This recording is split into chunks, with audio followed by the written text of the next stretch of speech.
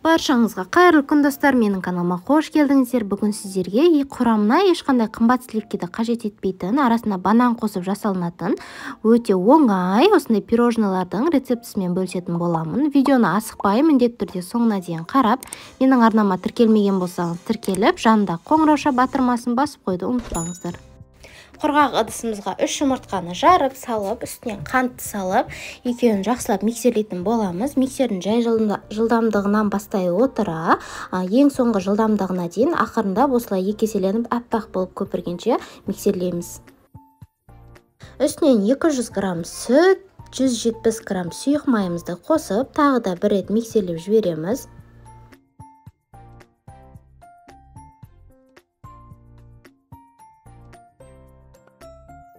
Құрғақ заттарымыздың барлығын дайындап аламыз. Оның үстінен 20 грамм какао, 1 шай қасық разрыхлитель және де осындай бір пачка, яғни 5 грамм ванилинді қосып, барлығын міндетті түрде ситадан, яғни елеуіштен өткізіп, біздің массамызға салатын боламыз.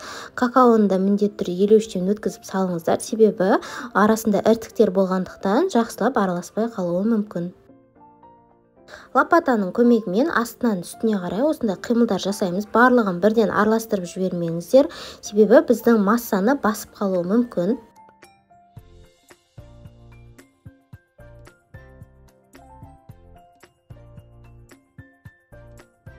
Кішкене араластырып, бір-біріне біріккеннен кейін осылай венчиктің көмегімен жақсылап түйіршіктер қалмайтындай етіп, біркелкі масса болғанша, осындай әдемі масса болғанша араластырып аламыз. Енді духовкамыздың формасын алып, осылай астына пергамент қағазын төсеп, біздің массамызды құямыз. Мен барлығын құймаймын, себебі менің формам кішкентай болғандықтан қатты қалың болып кетуі мүмкін. Екіге бөліп пісіріп аламыз. Сіздер барлығын бірден құйып пісіріп ала берсеңіздер болады.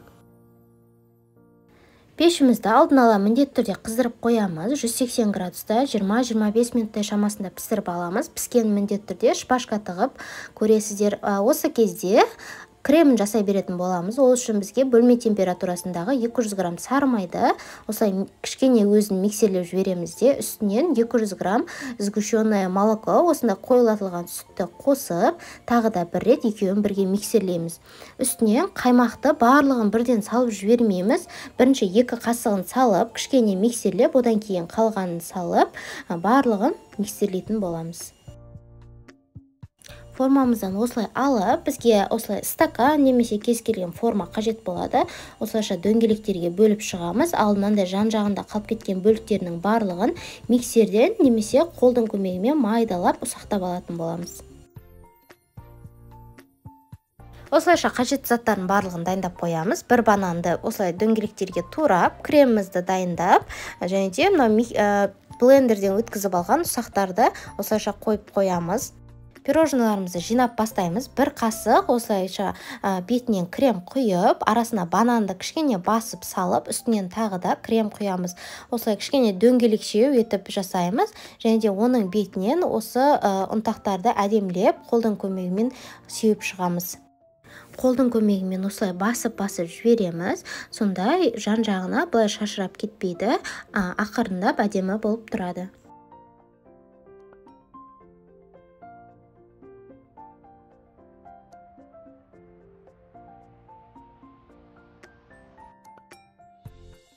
Достар, қазақша контенттің және де менің каналымның дамуына өз үлестеріңізді қосып, дәл осы видеома лайк басып, астына өздеріңіздің пікірлеріңізді жаза кетіңіздер. Және де WhatsApp желісінде өздеріңіздің достарыңызбен әртүрлі чаттармен бөлісіп кетулеріңізді сұраймын.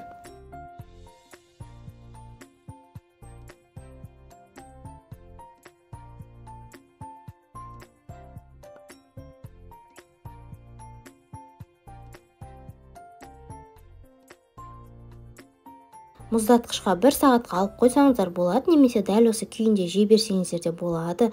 Дәмі өте нәзік, керемет болып шығады. Міндетті түрде дәл осы рецептпен жасап көріңіздер.